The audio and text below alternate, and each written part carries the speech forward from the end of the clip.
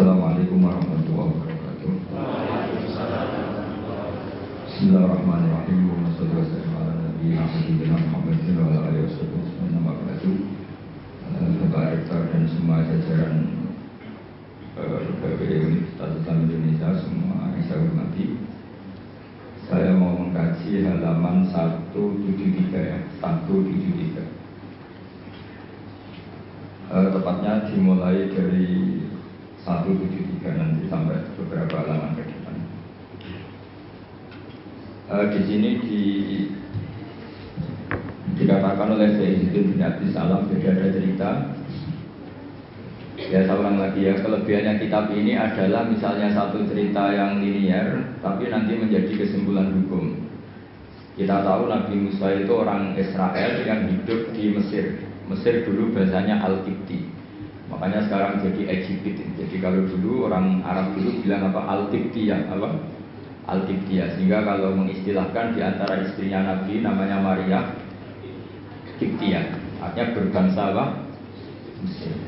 Jadi bahasa Mesir itu sebenarnya salah karena Misro itu artinya kota. Namanya itu ya Qibtiyah itu. Kalau Misro itu namanya apa? Kota. Nabi Musa hidup di Mesir, kemudian dianiaya oleh Fir'aun, didolimi, kemudian beliau mau dibunuh, melarikan diri ke Madian. Melarikan diri ke Madian ini dirawat sama Nabi Syuaib.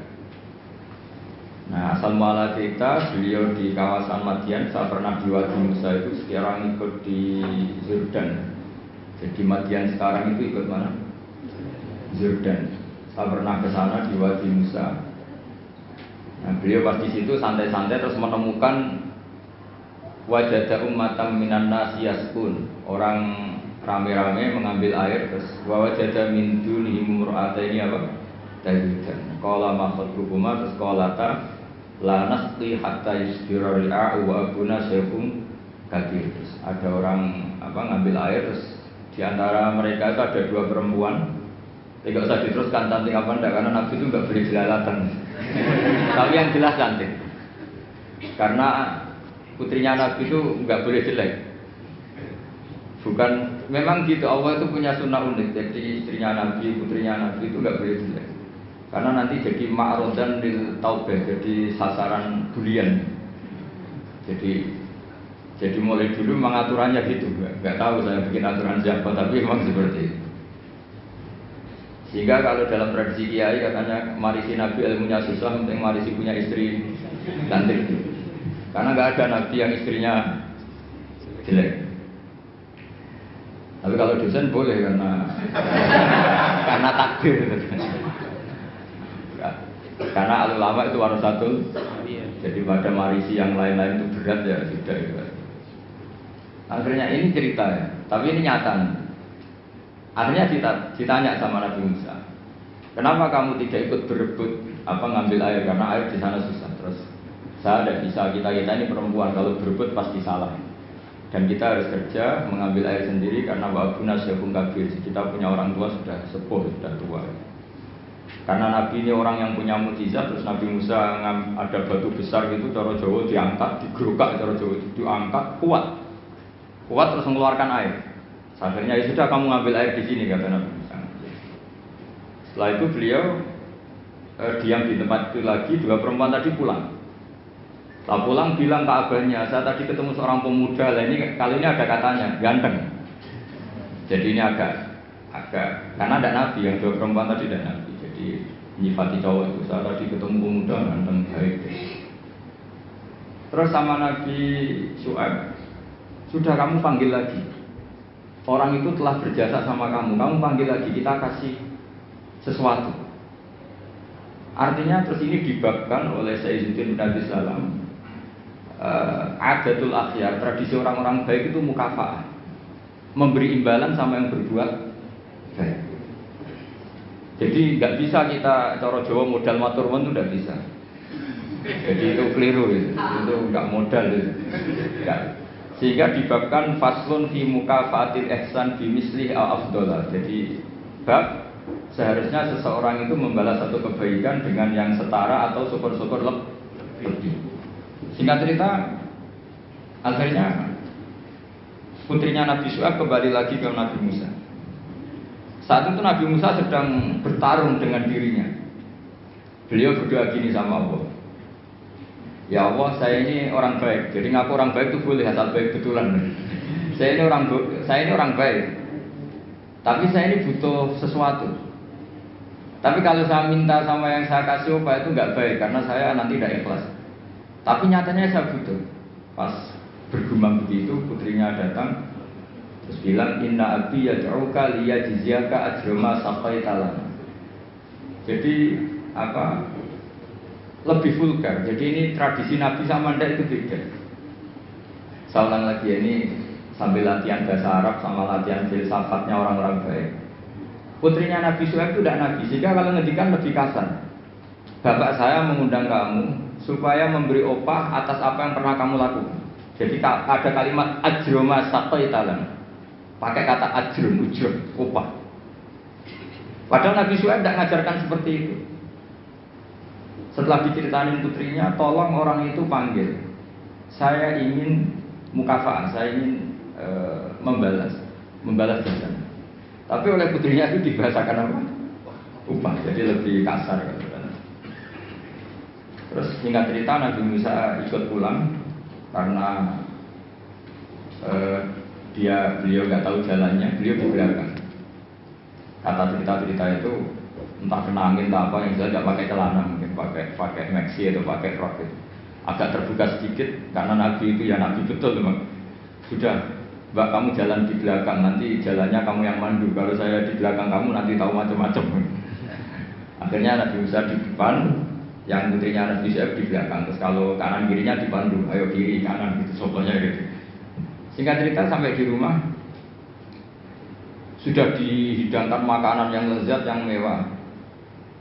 Terus kata Nabi Musa, kita ini inna ahla baitin, kita ini dari keluarga terhormat yang nggak terlintas dapat balasan atas semua kebaikan yang kita lakukan. Jadi mukadimahnya sudah keren. Kita ini satu keluarga punya tradisi kalau melakukan kebaikan itu nggak ingin dapat apa balasan. Kata Nabi Syuaib, kita dari satu keluarga yang kalau ada orang berbuat baik itu ramatur wontok tapi menjamu. Pokoknya adu tradisi besar yang luhur tentu. Terus Nabi Musa dipaksa harus mau ikut apa? Makan jamuan. Yang mulai usir putrinya Nabi Syuaib tadi. Kata Nabi putrinya Nabi Syuaib muji-muji bahwa pemuda ini qawiyun amin, orang yang kuat karena bisa ngangkat batu besar, aminun terpercaya karena harusnya bisa melihat entah apal, entah tumit, entah apa. Itu sudah satu kemewahan. Kalau di Arab melihat gitu tuh kemewahan. Kalau di Indonesia kan enggak. Karena banyak pakai celana pendek. Jadi itu kalau di Arab.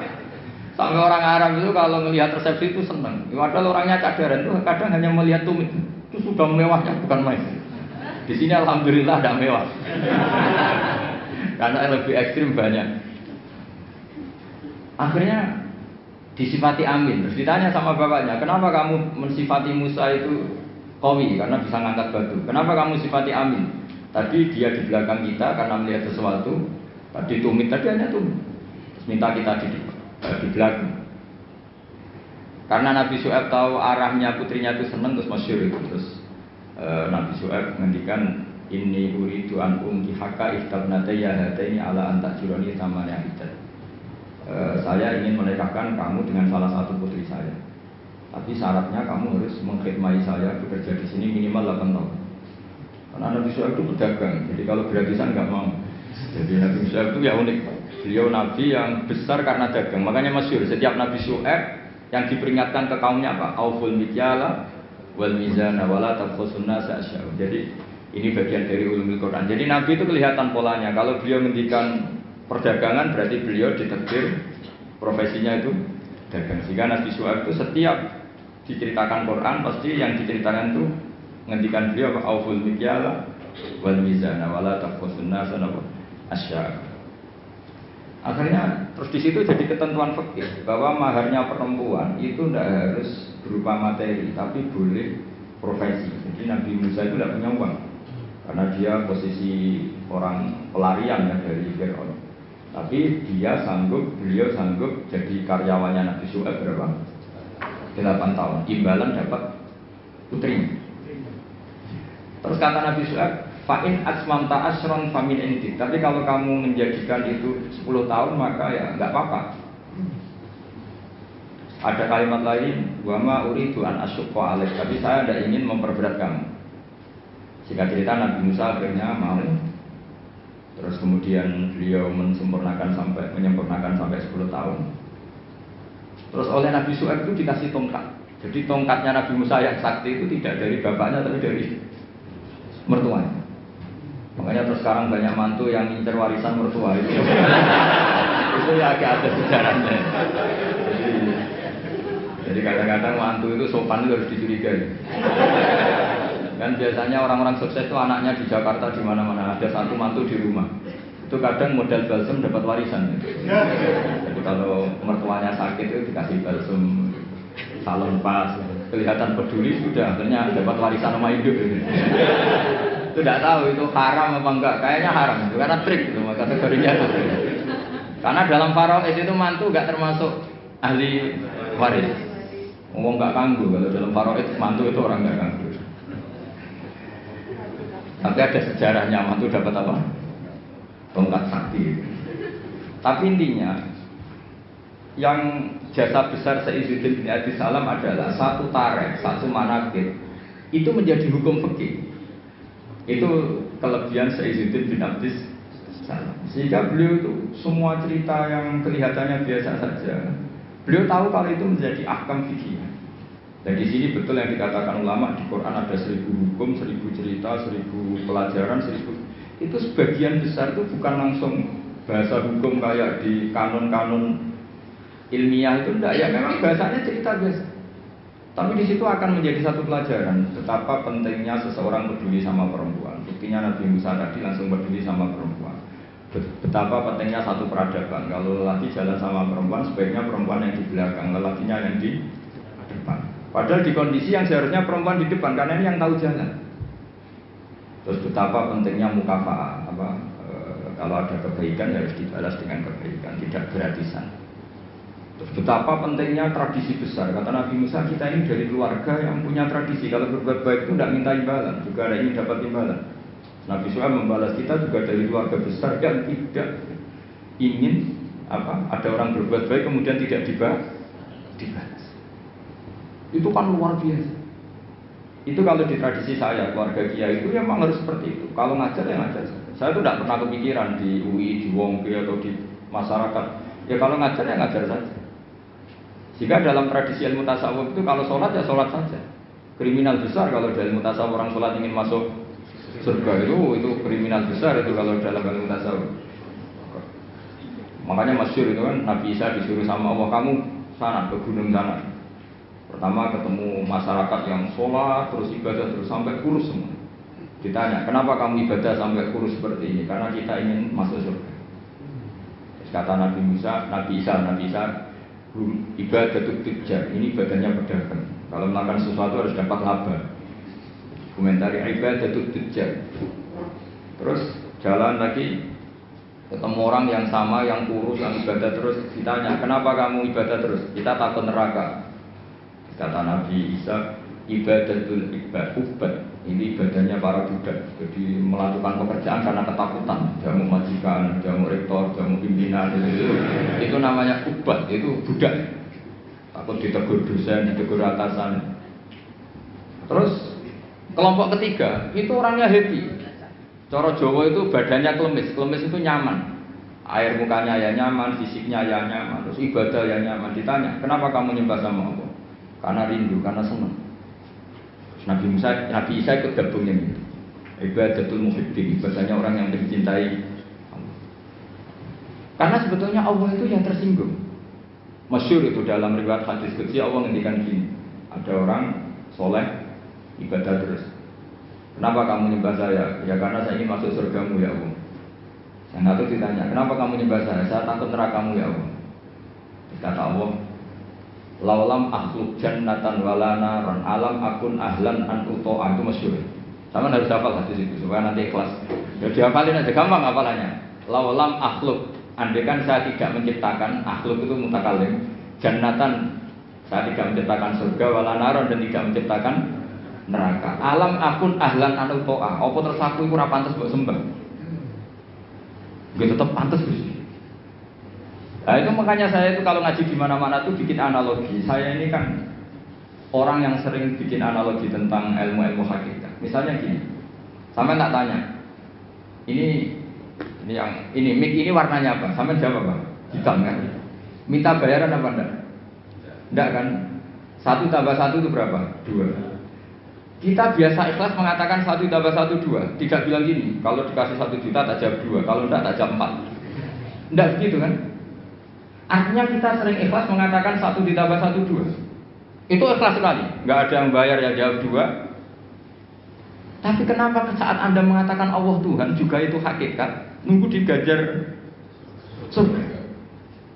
Itu kan kacau sekali di dalam. Kita sering ikhlas mengatakan kebenaran, misalnya 1 tambah 1 2. Ini meja warnanya hitam, ikhlas nggak teman? Ikhlas. Tapi saat Anda mengatakan Allah itu Tuhan, minta surga. Ya tapi maklum kamu tidak usah ke sana, nanti gak jadi dosen jadi wali nanti repot. Nah ini cerita aja, cerita bahwa dosen juga bisa jadi wali gitu. Tapi nanti kalau latihan ya itu tadi, gak usah gaji, gak usah penghormatan, gak usah macam-macam.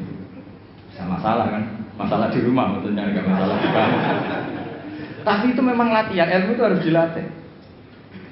Sehingga kita ini sama Allah malu. Malunya adalah saat kita mengatakan 1 tambah 1 2 tidak karena upah, hanya karena ingin kita ngomong hakikat. Hakikatnya memang 1 tambah 1 2. Nah Allah itu hakikatnya Tuhan. Di mana-mana Tuhan itu ya layak disembah. Makanya kata Allah, andai kan saya tidak menciptakan surga atau neraka, apa lalu kamu tidak nyembah saya? Bisa saja orang ini jawab, ya enggak lah Gusti, rugi ngapain kan masalah gitu. Makanya sebetulnya Allah itu tersinggung sama orang-orang yang nyembah karena surga atau karena. Tapi karena Allah itu zat yang baik, meskipun tersinggung itu ya baik-baik saja. Ini bedanya Allah sama makhluk. Artinya Allah itu zat yang sangat Rahman, sangat Ghafur. Meskipun tersinggung itu ya nggak apa-apa, tetap mengapresiasi ibadahnya orang-orang, kemudian diberi pahala apa? Maka dalam cerita-cerita sufi itu masyhur itu. Suatu saat Robi Adawiyah itu bawa api, bawa oncor. Kalau dulu itu oncor. Ngerti nggak apa itu? Obor itu. Yang satu bawa air 1 gelas. Ditanya, kamu mau kemana? Mau membakar surga dan memadamkan neraka. Terus kenapa ya? Doanya Robiah yang paling masyhur gitu. Ya Allah, jika saya menyembah Engkau karena ingin masuk surga, haramkan saya selamanya tidak akan masuk. Dan jika saya menyembah Engkau karena takut neraka, neraka akan saya isi sendiri, tidak usah diisi yang lain, saya saja. Karena ini sudah ilah darajatil hakikat.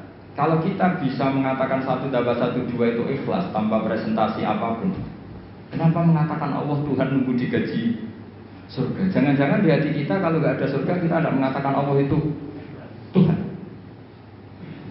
Jangan-jangan kalau kita tidak jadi dosen UII tidak peduli sama perjalanannya Islam di Indonesia. Jangan-jangan kalau saya nggak dikiaikan di UI saya tidak peduli sama perjalanan Islam di Indonesia.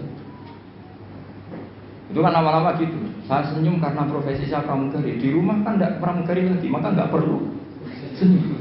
Kasihan suaminya tuh.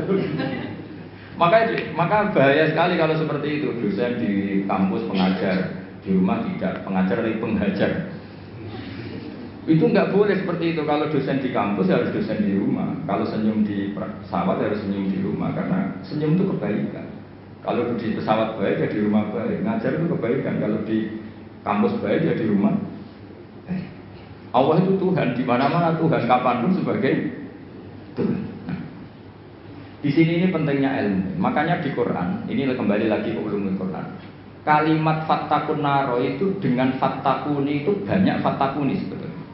Karena kalau fattakuni itu ilmu hakikat, jadi fattaku mongko wedya sira kabeh ning ingsun, kamu takutkan saya, takutlah kepada saya. Ya ulil albab, kalau kamu punya akal. Jadi orang yang punya akal takutnya sama Allah, bukan takut sama neraka. Makanya dalam cerita itu pernah Sayyidina Ali itu di satu masjid, mubalignya atau penceramahnya itu cerita neraka. Serunya bukan main. Oh neraka itu gini. Memang neraka itu seru betul. Benda dimasukkan neraka itu jatuh sampai Qa'ri Jahannam paling bawah itu nunggu 70 tahun. Bisa dibayangkan kalau kita masuk ke sana itu naiknya kayak apa itu susahnya. benda yang dimasukkan ke neraka dijatuhkan itu sampai bawah itu nunggu berapa? Bisa kamu bayangkan kedalamannya itu menghabiskan meteran berat. Itu benda dijatuhkan ke neraka itu sampai bawah nunggu berapa? Wah, enggak kebayang. Semua cerita neraka sehingga hadirin itu nangis semua. Sayyidina Ali pas liwat terus si penceramahnya dipanggil. Kamu membuat mereka takut oleh neraka sampai seperti itu. Apa kamu bisa sukses membuat mereka takut kepada Allah sampai seperti itu? Dites, nggak bisa balik. Terus masyhur itu Sayyidina Ali mengatakan, "Atajizu an wasfi makhluqin mislah." Masa ngadepin neraka saja sesusah itu? Apapun topnya neraka itu makhluk, sesuatu yang diciptakan Allah. Harusnya kamu lebih takut sama Allah. Sehingga semenjak itu dirubah cara ceramahnya dirubah. Jadi tidak, karena tadi itu yang diikuti ulama-ulama tasawuf. Jadi ulama tasawuf itu orang yang mengembalikan pada akal waras. Ya kayak tadi, saya mengatakan ini hitam itu hanya karena apa? Ya memang warnanya hitam. Supaya saya jadi orang waras, kalau hitam ya tak bilangkan hitam, tak katakan hitam. Sama, Allah itu Tuhan. Kapan saja Tuhan, dia sebagai Tuhan. Andai kan tidak menciptakan surga atau neraka, dia tetap sebagai Tuhan. Jadi kesetatusan Tuhan Allah itu tidak nunggu bikin neraka atau surga. Kita ini adalah orang yang sudah peduli sama pendidikan. Untuk diangkat dosen apa enggak, kita tetap ngajar di mana saja, kapan. Senyum adalah kebaikan. Bahwa kamu sedang jadi pegawai bank maupun enggak, ya tetap semuanya harus gitu. Peduli sama yatim piatu ya sudah satu kebaikan. Bahwa kita pengurus yayasan apa enggak, ya tetap peduli sama yatim piatu. Nah itu ilmu hakikat. Sesuatu itu dikembalikan pada proporsinya. Itu termasuk yang diajarkan Sayyiduddin bin Abdus Salam. Sehingga kita kalau maknani fattaqun naro sama fattaquni wattaqullah, kualitasnya itu tentu tinggi fattaqullaha atau fattaquni ya Allah. Karena Allah itu zat yang harus kita sembah, kita puja-puja, kita takuti ya sebagai Tuhan, sebagai Allah. Bukan nunggu karena Allah bikin surga atau neraka. Itu dalam ilmu tasawuf. Tentu kita ada mungkin kelasnya tidak sampai seperti itu. Dan tidak perlu seperti itu. Nanti sehingga terus ibadah yang ingin masuk surga itu disebut ibadah tujjar. Apa? Ibadahnya para apa? Pedagang. Jadi harus ada untungnya. Jadi Allah berjadi mitra dagang. Itu sopan nggak kira-kira? Ya Allah tak sembah loh, tapi ada syaratnya. Apa? Ya saya harus masukkan ke surga. Kata Allah kalau nyembahnya tidak benar tak kurangi. Ternyata poin kamu tak. Ya, nanti kan jadi panjang, apa? Makanya masyhur itu ada guyonan. Ini guyonan sufi, tapi nyata. Ada orang nggak pernah maksiat, nggak pernah apa-apa itu. Toat terus gak pernah maksiat, masuk surga. Ditanya, kenapa kamu masuk surga? Karena saya tidak pernah maksiat terus ditoat terus. Ya oke, kamu di surga. Umur kamu berapa? 80 tahun. Oke, kamu di surga 80 tahun. Protes orangnya. Ya Allah, ibadah saya katanya surga itu selamanya. Kenapa 80 tahun? Kan kata kamu masuk surganya karena amal kamu. Kan kamu amalnya hanya 80 tahun, ya surganya 80 tahun. Yang abadi itu fadl saya, anugerah saya. Akhirnya, ya sudah Gusti saya masuk surga karena fadl kamu, karena tidak jadi sudah karena kamu. Artinya kalau kamu menyembah Allah karena ingin masuk surga, kemudian ibadah kamu konversi jadi surga, itu berdurasi. Ya harusnya sholat seperti itu pahalanya hanya sekian, sudah sekian saja. Makanya orang-orang tasawuf itu takut kalau ibadahnya seperti itu. Makanya orang tasawuf itu ikutnya ya walladzina amanu asyaddu hubbal. Ya, orang-orang yang mukmin itu harusnya sangat mencintai Allah. Ya ibarat gini tuh, bapak-bapak yang nggak punya wanita lain atau nggak goda wanita lain itu ada yang karena takut, ada yang karena cinta. Keren man. Kalau karena takut sekali nggak konangan itu ya sudah lampu merah. Tapi kalau karena cinta, konangan ya tetap nggak macam-macam itu. Nah itu orang-orang tasawuf, orang yang sangat mengagumi fitrah salimah, bahwa kita menyembah Allah itu ya karena dia sebagai Tuhan, bukan karena dia menciptakan surga atau apa. Itu bedanya. Makanya Nabi Musa tadi kembali ke ikhlas. Nabi Musa melakukan kebaikan sama putrinya Nabi Syuaib itu ikhlas. Nabi Syuaib memberi hidangan sama Nabi Musa juga apa? Yang putrinya yang agak banyak kepentingan tadi. Ini orang ganteng, kalau mereka orang lain gimana ini? Akhirnya mati suami ya sudah, daripada gitu terus dinikahkan. Ya saya teruskan. Jadi ini faslun fi mukafatil ihsan bimisli al-afdal. Pakai cerita qalatinna abi yad'uka liyajziyaka ajrama saqaita. Terus cerita kedua ketika Nabi Ibrahim dapat tamu para malaikat ngendikan qalu salama. Terus Nabi Ibrahim dia qala salam. Jadi yang agak aneh tapi dengerin saja. Wastaqrada Rasulullah sallallahu alaihi wasallam dzikron wa radda ziyadatan faqala khairukum ahsanukum qadwa. Jadi Nabi itu pernah berhutang, kira-kira kalau di Indonesia itu ya hutang anaknya sapi loh bahasa Indonesia. Pedet. Masa bahasa Indonesia ya pedet? Apa? Anak sapi. Wah, alasan Nabi itu kira-kira kalau di Indonesia itu ya hutang anak sapi. Pedet itu. Tapi pas membayar pakai sapi. Tapi ini jangan dipakai alasan rentenir. Terus sahabat ada yang protes, ya Rasulullah, engkau kan hanya punya hutang apa? Anak sapi ya, atau pedet tadi. Kenapa bayarnya pakai sapi?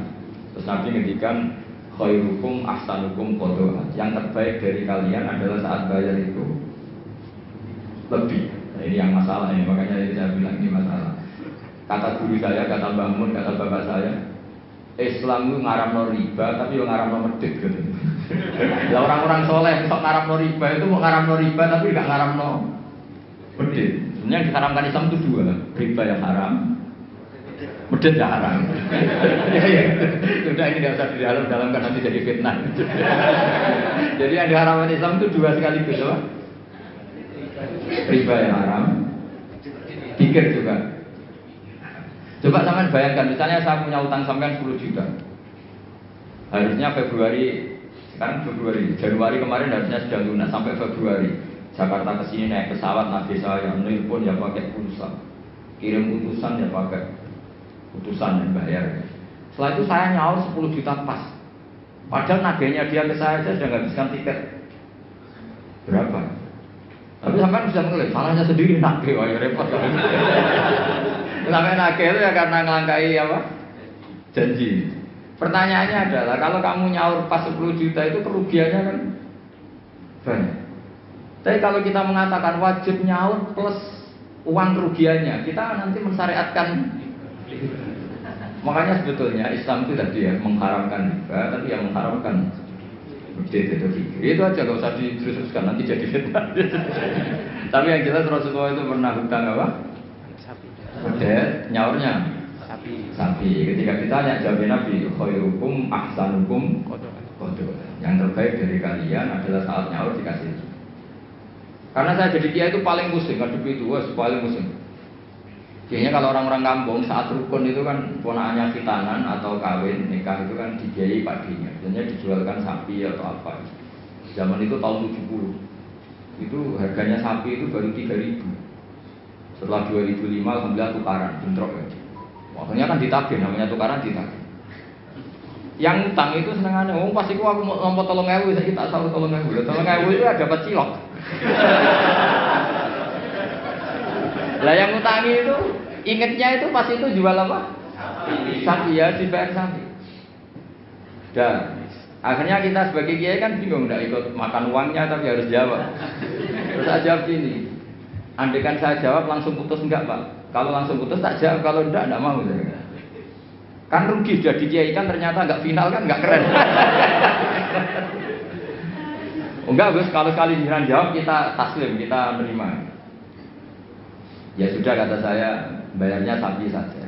Dulu ya bayarnya sapi saja, saya tidak mau jutaannya. Tapi ternyata yang ngutangi berengkel. Loh sapinya itu andaikan masih itu anak cucunya sudah banyak.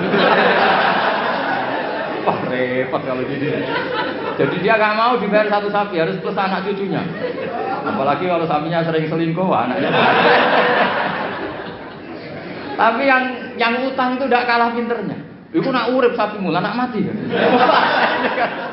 Wah repot ini. Makanya saya itu kadang sama orang awam itu yang mantel karena itu singal kan. Coba sampean kalau jadi kiai, kalau Anda dalam posisi saya milih mana? Milih pakai ukuran apa? Karena kita riba ya takut, medit ya takut. Saya bilang, ya sudah, katanya sudah setuju kalau sudah saya ngomong pasti final. Ya udah guys, tak suruh nyaur sapi. Jangan pakai uang, pokoknya jangan pakai uang. Karena kalau pakai uang itu mesti setelah itu masih denger-denger. Sapi itu harganya beda-beda. Misalnya di sahur 20 juta. Lah aku ingin tuku sapi 20 juta, berarti kurang 5. Lalu akan ngeleng-ngeleng, sapinya zaman itu kayak apa yang sudah nunjuk di pasar, yaitu aja dibelikan. Karena kalau pakai uang pasti. Dan nanti yang 20 juta yang bayar dengar-dengar, oh sapi kayak itu hanya 15. Nanti minta susu kan panjang. Jadi susahnya jadi kiai itu di situ. Makanya konversi utang, saya itu punya geladak itu rumah kuno. Itu dulu buyut saya bikin, itu hanya habis 700 rupiah. Sekarang geladak saya pernah orang antik itu nawar itu sampai 500 juta. Coba kalau itu dinilai dulu itu hanya 700. Maka ada anak sudah ada cerita. Lalu riba itu maknanya apa? Menambahkan dari nilai intrinsik uang apa-apa. Debat. Sudah ini enggak kajian debat tentang itu, malah jadi fitnah. Saya pastikan di majelis ini fatwa saya riba yang haram, medit ya. Haram itu mesti aman deh. Riba yang haram, medit ya haram. Maka ada cerita apa? Nabi itu wastak rodo Rasulullah bikron tapi waroda ziyadatan. Ziyadah di sini itu bukan uang. Di semua riwayat apa bukannya pedet, nyaurnya itu sapi. Jadi bukan pedet plus uang atau duit itu enggak. Mohon saya teruskan. Faslun fil ihsan bil gharsi. Jadi ada orang nanam tanaman di mana saja, kemudian kata Rasulullah SAW ngendikane ma min muslimin yahrisu gharsan ila kana ma ukila minhu sadaqatan wa ma suriqa minhu sadaqatan. Jadi Nabi itu kadang ngendikan wa ma akala sabu fa walahu sadaqah. Tidak ada seorang mukmin atau muslim menanam satu tanaman, misalnya Anda menanam mangga di tengah hutan atau di tanah kamu sendiri. Kata Nabi, itu dimakan burung ya sedekah. Bahkan Nabi ngendikan ada yang mencuri juga sedekah. Maka sebetulnya sistem pencurian yang seperti itu sebetulnya bisa setengah-setengah dilegalkan. Tapi jangan mengajari mencuri. Tapi lagi-lagi jangan mengajari kikir juga.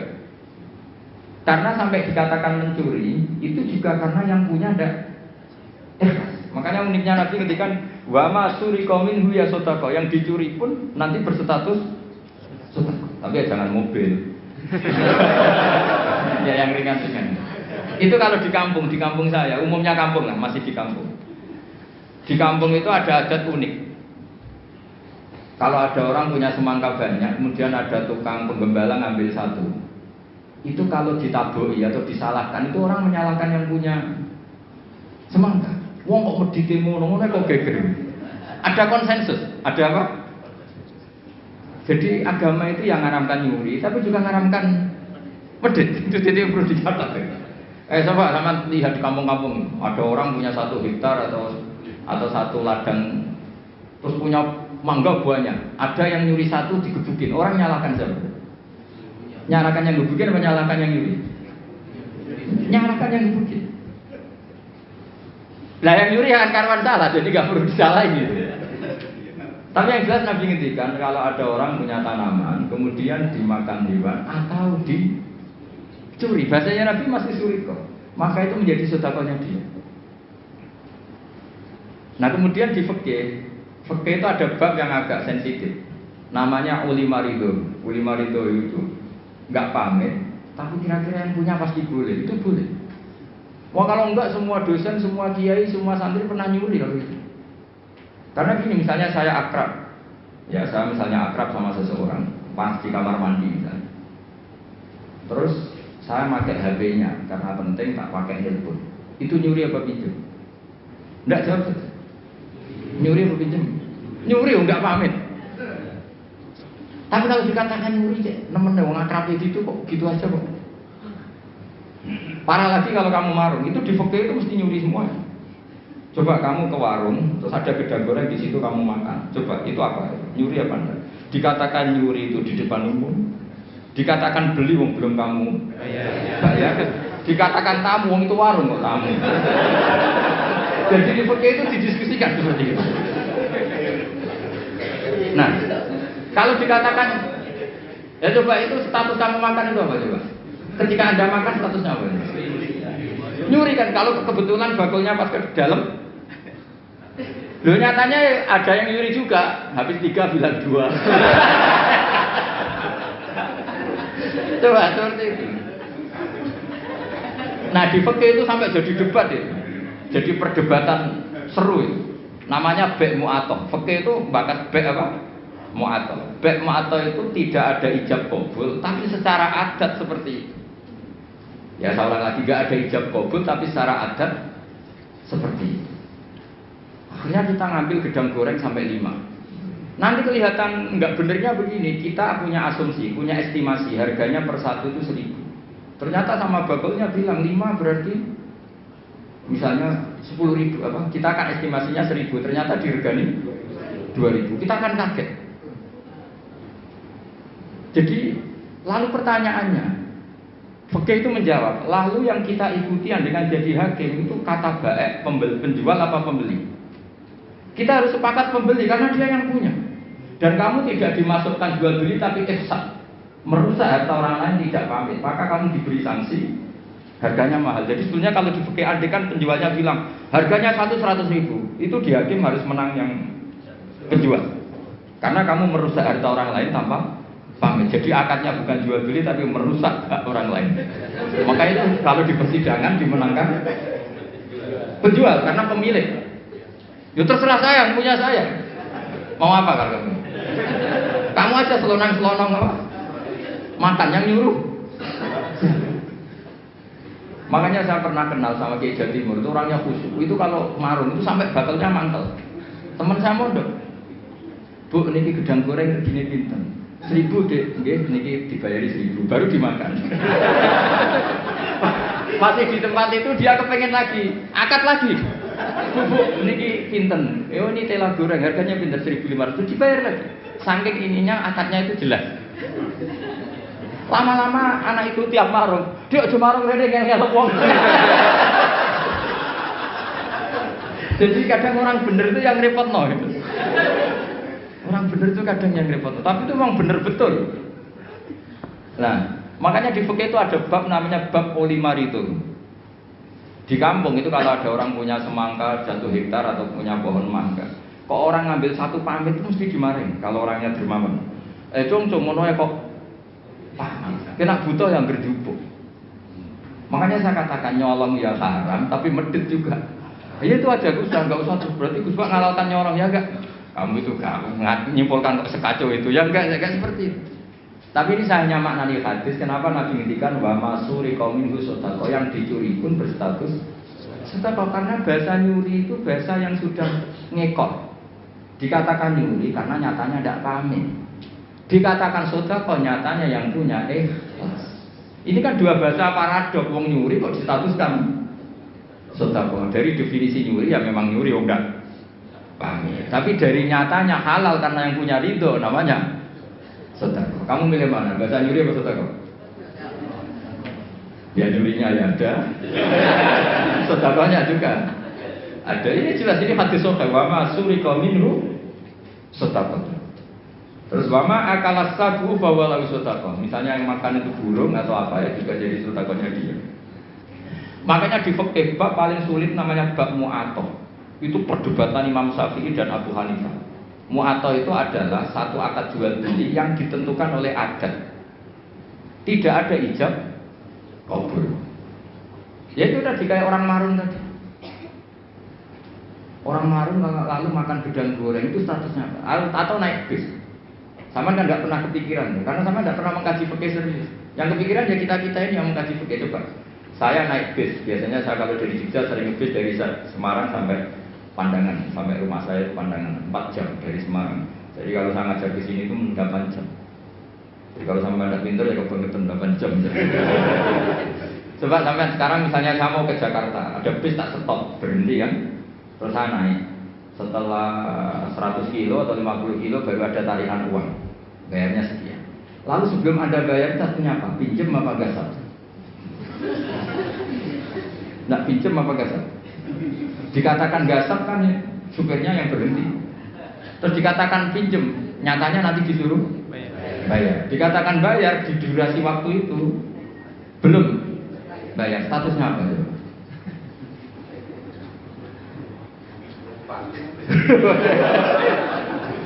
Lah kalau numpang begini, pas 50 kilo sebelum ditarik kondektor kamu turun. Jadi fikih itu punya sekian PR. Makanya di fikih itu mau tidak mau harus ada babun. Bab bagaimana transaksi sing ulima ridho, tidak ada akad yang verbal maupun eksplisit, tapi sudah diketahui kali itu pasti ridho. Ya kayak tadi, namanya bakul, ada orang makan gedang goreng itu ya seneng karena dianggap aset, dianggap kepayan terus. Tapi yang makan ini masalahnya punya estimasi, yang mulai masalah kan punya estimasi. Kemudian nak sanggup pas 2.000 gitu, ternyata di luar dugaan harganya 5.000. Makanya kalau kita sebagai kiai, saya sering punya santri yang pedagang gitu, mesti pesan saya, tolong tarif harga itu dikasih. Makanya kayak warung Padang, beberapa warung yang sudah gitu, pasti didian dia itu disuruh apa, nulis apa? Tarif apa? Harga. Karena kalau akad-akatan terus kan capek ini yang bakulnya ini. Aku tuh dia dua badai yang bener gedang goreng ini harganya berapa? 1.000 dibayar. Itu anaknya orang sufi. Saking sufinya bapaknya itu dulu era Wesel itu gak pernah diwesel. Karena bapaknya itu orang sufi. Nanti kalau Wesel itu uangnya ketukar sama uangnya orang lain, itu yang dikasihkan tidak uang saya, tapi uangnya orang lain. Jadi kalau ngirim anak itu masih ada orang sufi itu. Kalau di UI kayaknya nggak pernah ada. Sudah modern sekali. Sampai segitu karena takut uangnya itu ketukar. Yang kamu terima itu tidak uangnya bapak, tapi uang orang lain.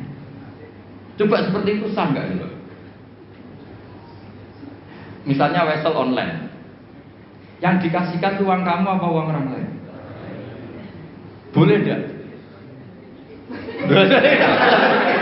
Itu kalau menurut teori profesional kan nggak boleh. Mau miliknya orang lain kok di. Yang menjadikan boleh karena apa? Ulima ridho, orang lain itu juga ridho karena tergantikan. Kalau kamu ngajukan kredit ke bank, uang yang dikasihkan kamu itu uangnya bank itu uang orang banyak. Pamit nggak? Wah ini bisa panjang kalau secara fikih. Makanya fikih itu ada bab nanya bab ulima ridho, ada transaksi yang tidak eksplisit juga agak verbal, tidak ada ijab kabul, tapi ulima ridho. Kira-kira orangnya itu. Jika di kampung-kampung menurut saya adat itu bijak sekali. Kalau ada orang penggembala, tapi kalau dosen ya jangan, kalau kiai ya jangan. Itu kalau ngelak ya ngambil degan milik orang yang banyak.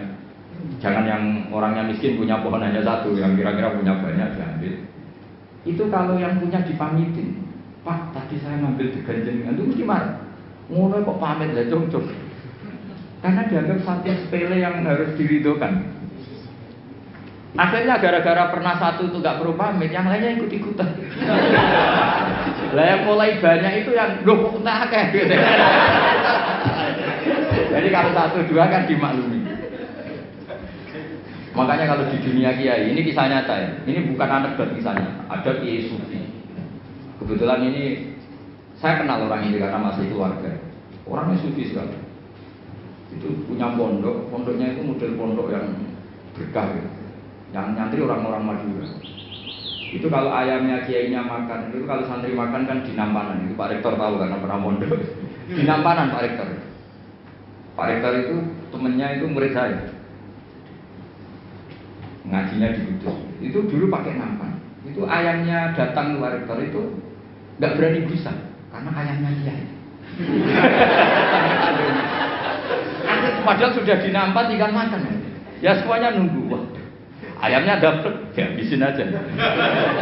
Kiainya tahu karena kiainya orang sufi terus bikin gini. Ya wes dong, nah ayam saya makan makanan kamu halal. Seneng. Itu digasang sama santri-santri. Jadi kalau jam makan disengajakan gitu biar ayamnya pada datang terus ditutup disembelih. Maka kebaikan itu kadang punya efek keburukan tadi. Satu orang dikasih ridho, ya sudah tuh degan satu gak apa-apa, semuanya ikut. Karena ngasih tahu, ternyata Pak kasih itu gak apa-apa, kalau mau ngambil aja. Singkat cerita suatu saat yang makan itu bukan ayam, tapi kambing. Akhirnya pikirannya santri tadi itu masuk ilmu yang definisi yang pertama, berarti halal juga. Disembelih kambing bukan ayam lagi, ini sudah kambing. Nah setelah kambingnya hilang, Pak Yai tadi mau ngaji gini, beliau datang ke majelis tapi tidak ngomong sama sekali. Kelihatan emosi, menahan emosi. Santri diem semua, takut semua. Terus ada santri cerdas, ini sudah di majelis kok tidak ngajar, nggak ngomong, nggak marah tapi cuma diem, ngempet emosi. Wal kadhimin al itu kira-kira. Yang di belakang tahu ini pasti urusan kambing. Yai, jangan marah karena kambing ya. Kiainya ya cerdas langsung bilang, yo kegedean aja. Maksudnya itu.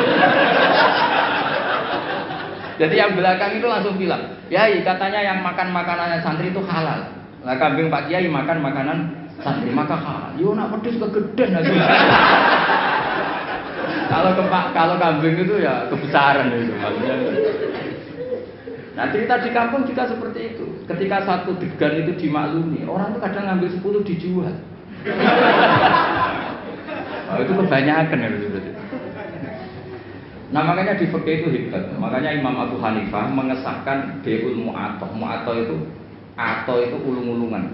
Jadi tidak ada akad. Makanya kalau seperti penjualan online atau yang pakai apa terus uang ngambil sendiri, ngambil kembalian sendiri, itu repot kita sah.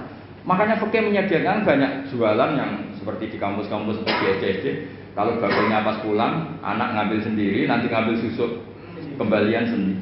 Itu menurut Abu Hanifah sah, dimasukkan bab mu'atoh, melebu berdefinisi aulima ridho. Karena kalau kita sebagai teman akrab, misalnya di kamar mandi ditotok-totok, aku pinjam HP-nya, mesti tersinggung ngono ae kok. Paham ya? Pinjam pulpen. Sebenarnya pinjam pulpen itu haram. Yang namanya pinjam itu sesuatunya utuh. Kalau pinjam pulpen kalau enggak itu mangsinya. Pinjam HP, pulsanya kalau kan.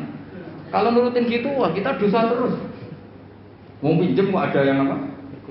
Berkurang. Definisi isti'arah atau arah itu maaf bakoi ini sesuatunya masih utuh. Coba saya pinjam mau ke kamar belakang, airnya terkapur, terkurangi enggak? Tapi masa redaksi? Saya pinjam kamar mandinya, minta airnya. Itu kok mesti saya berbuat tersinggung. Kok segitunya itu? Maka lagi-lagi tadi nyolong ya tetap haram, tapi medit. Jadi kira-kira kalau Nabi masih sugeng, kok ada orang nyolong pelem, cuma aja nyolong. Tapi kalau yang punya marah, cuma aja medit. Kira-kira gitu. Jadi nasihatnya kira-kira gitu. Jadi yang nyolong ya dididik, yang medit juga dididik. Ini jelas hadisnya apa? Wa masuri komindu apa? Sodakoton wa ma'akala sabu bahwa lagu sodakot. Baru ya seterusnya mau kembali ya. Baik, jazakumullah khairan. Mungkin di sini ada 2 atau 3 pertanyaan. 2 aja kalau 3 banyak. 2 pertanyaan mungkin dari Bapak Ibu yang bertanya. 1 dari Ibu mungkin.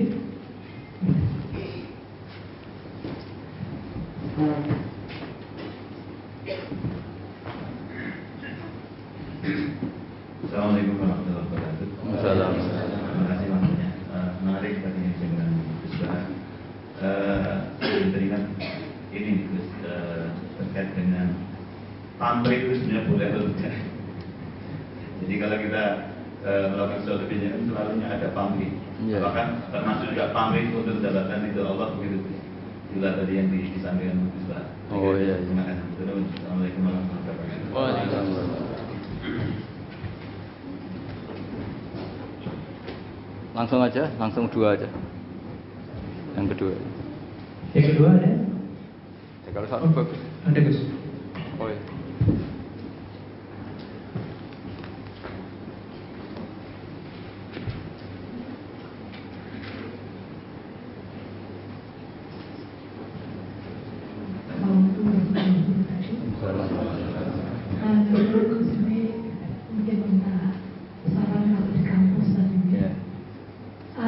Ketika kita menggunakan barang-barang kampus sampai dengan saat ini juga, tapi kira-kira apa perlu akad juga? Nah, ya makanya itu. Mungkin sengaja dapatkan atau Ternyata terusik juga.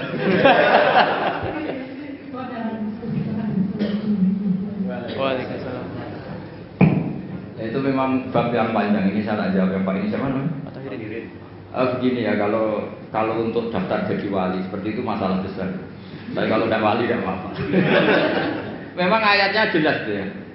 Banyak yang hafal mungkin ya. Ya ayyuhal muddatsir qum fa'anzir wa rabbaka fakabbir wa thiyabaka fatahhir wa rujza fahjur. Terus ditutup wala tamnun tastakbir. Itu semua ahli tafsir kalau maknanya gini. Wala tamnun lan ojo ngekeki sira Muhammad. Kamu jangan pernah memberi orang lain. Tastaksiru hale arep-arep untuk luwih akeh sira. Dari kata-kata kasir berhubung kena sin ditolak terus astaghfiru minta ampun. Berarti astaghfiru minta lebih banyak. Jadi kamu jangan pernah memberi orang lain dengan harapan dapat lebih. Itu semua ulama berdebat. Ada mengatakan itu khusus nabi dan para wali. Itu enggak etis kalau seorang nabi, seorang wali ngasih orang kok enggak bebas. Tapi kalau orang kebanyakan ya kalau ada acara resepsi kan buuh, kalau nanti punya acara enggak dibuih kan ya. Padahal tak tekani terus gak tertekuk. Ya karena kita ini manusia biasa lah, mesti biasanya ya gitu loh. Sering dipinjemin sepeda motor orang lain, ketika terus kita pinjam enggak boleh, mesti butuhnya kan. Padahal pas pinjam sering tak pinjemin, kenapa sekarang enggak? Jadi itu ada mengatakan ya kalau enggak wali ya boleh lah. Wong memang fitrah manusia itu kan ingin tadi, ingin diwongke. Kalau kita sering minjemin teman sepeda motor, suatu saat kita pinjam enggak boleh, berarti butuhnya itu padahal dulu sering. Itu sudah diperingatkan sama Allah wala tamnun tastaksir. Jadi jangan pernah kamu memberi orang lain kemudian Anda berharap mendapat lebih, karena nanti itu nyuruh kayak mirip suap. Ya, misalnya kita ngasih pejabat tertentu atau yang punya otoritas tertentu, kemudian kita hanya ngasih 10 juta inginnya dapat pegawai tetap misalnya, atau ingin jadi pejabat tertentu. Itu kan memberi dengan. Kalau yang seperti itu sudah mirip suap. Tapi yang repot kan yang masalah adat istiadat kayak ya buah, kalau di Jawa itu bilang buah. Kalau ada resepsi kita datang. Tapi nyatanya kalau kita punya acara dia ada datang kan kelihatan aslinya. Yang dulu katanya sok ikhlas ternyata kalau nggak dibalas kunjungan juga. Bagaimana sama tanya hukumnya pamrih boleh enggak? Ya untuk orang kebanyakan boleh. Tapi yang sudah latihan jadi wali jangan. Nah pertanyaan ibu tadi begini, itu banyak yang tersinggung, tapi ini hukum ya dia sudah biasa saja, biasa. Itu pengurus masjid di daerah saya itu sering curhat sama saya. Masjid sekarang kan bagus-bagus, termasuk toiletnya kan bagus. Itu banyak orang kampung yang toiletnya di rumah itu jelek atau memang nggak punya. Itu ke masjid benda ingin ngising. Jadi kebeletnya di rumah lari ke masjid, karena masjidnya menyediakan toiletnya. Yang parah lagi, kalau tidur sekarang di masjid, ini yang cerita takmir, ya, takmirnya kan sebagian santri saya itu masjid di daerah-daerah Pantura. Dulu kalau tidur habis zuhur itu di rumah, setelah masjid itu ada AC-nya, terus ada kipas anginnya. Lalu lucunya kalau mau pertemuan sama mitra bisnisnya atau keluarga, kok ketemu di masjid loh?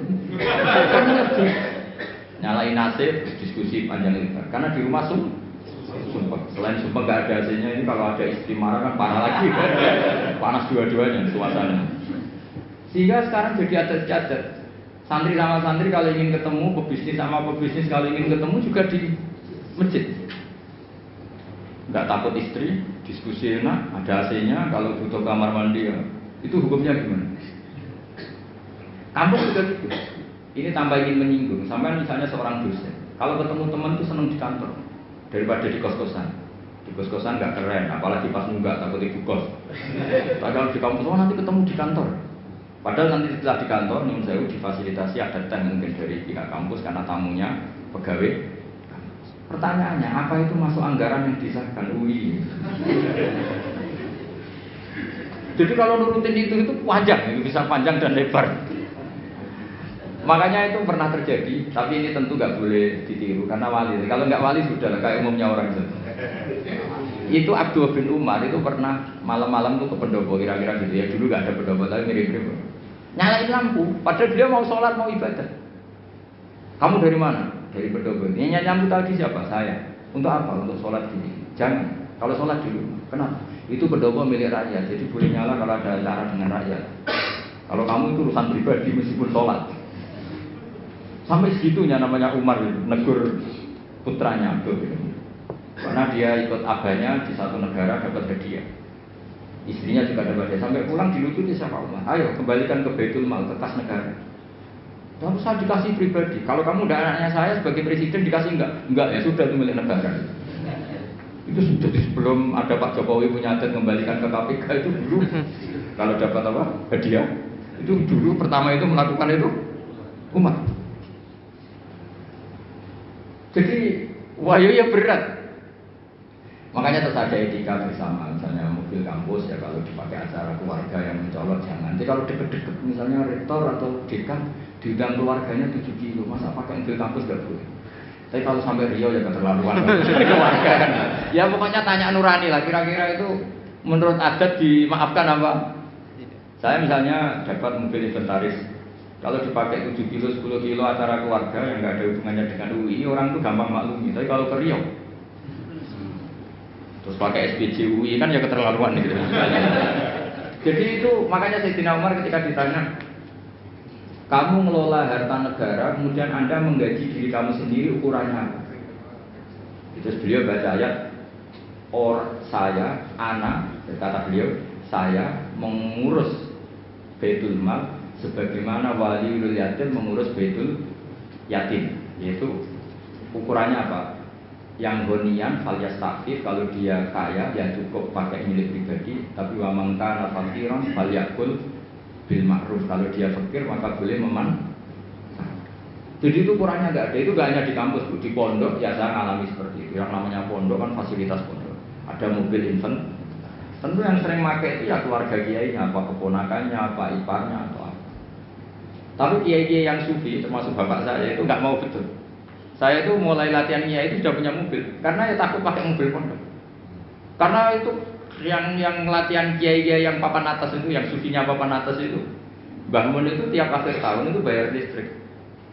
Kata beliau, anak-anakku yang ngambil listrik pondok ya bayar. Padahal pikirannya santri itu kan dipakai anaknya, gurunya itu seneng, tapi yang bayar. Bapak saya bayar, sampai sekarang ya bayar. Sama pondok saya sendiri, karena pasti anak saya pernah pakai listrik pondok, pakai fasilitas. Jadi orang karena takut tadi, ya itu tadi. Coba misalnya jenengan, makanya kalau saya ditanya gitu paling susah ya di masjid tadi. Kita melarang itu tidak mungkin, masa orang senang masjid gak boleh. Kadang jadi kata cerita teman saya itu, kadang melayu ke koma karena harus kesusunan toilet. Tak tanya kenapa ada di rumah saja, toiletnya jelek. Jadi masjid-masjid kampung sekarang itu kalau orang rumpi lebih betah, karena ada kipas anginnya. Jadi kalau siang nyalain kipas angin terus tidur, daripada di rumah dimarahin istri tidur di. Sekarang pertanyaannya, boleh nggak nyalain kipas angin untuk tidur? Nah kita misalnya, kalau masjid kota kan jelas ada aturan nggak boleh tidur, tapi sama jagungannya lama ketiduran. Jadi seperti itu tuh mau tidak mau. Makanya kata Abu Hanifah, fikih itu harus mengikuti mutoradil adat yang berjalan. Kan tidak lucu, misalnya kita punya tamu di UI, ayo ketemunya nanti di kos saja, kan ini tidak milik saya. Orang itu tidak akan mengatakan itu sufi atau waroi, tapi muta'amid, orang yang mempersulit hukum. Macam segitunya. Terus nanti misalnya saya punya tamu 5 di Wipres, karena saya ngaturnya di Wipres, tamu 5 terus tehnya tak ganti pakai uang saya, itu kan yang menyinggung orang banyak. Masa gitu saja diganti. Jadi itu masalah-masalah yang ya tadi, masa satu degan saja kok nyuri. Tapi ketika dihalalkan nanti terus menerus. Ya makanya itu oleh Abu Hanifah dibabkan di alam raya ini ada yang namanya mu'atok. Mu'atok itu tahu-tahu ada perilaku sosial yang secara konsensus itu orang mudah hidup, disebut ulima. Coba saya misalnya punya kursi di depan, banyak kan di jalan-jalan raya ada kursi di depan. Kamu nyetop bis duduk di situ. Terus kamu saking sufinya notok-notok yang punya rumah, tok-tok-tok. Ada orangnya baru di kamar mandi, baru tidur, bangun-bangun, wonten apa? Nyuwun sewu pamit badhe derek. Lenggah. Kira-kira orangnya mantel apa enggak? Karena ngel-ngel loh gitu, kalau mendingan langsung duduk. Lah nanti mulai masalah gini, jebule duduknya transaksi narkoba, itu masalah. Tapi kalau sekedar duduk untuk nyetop bis atau nunggu teman, makanya Abu Hanifah ngendikan ukurannya itu adat. Makanya di fikih ada sebut al-adat muhakkamah. Adat itu juga bagian dari referensi hukum. Ya disebut apa al-adat. Ya Bu ya, jadi ukurannya nurani sama adat. Jadi kalau tamu 1-2 ya pakai teh kampus. Tapi kalau tamunya 1 bis ya jangan. Satu bis itu yang pegawai OB-nya juga ngal-ngal orang itu kan mesti. Ya saya kira demikian. Assalamualaikum warahmatullahi wabarakatuh.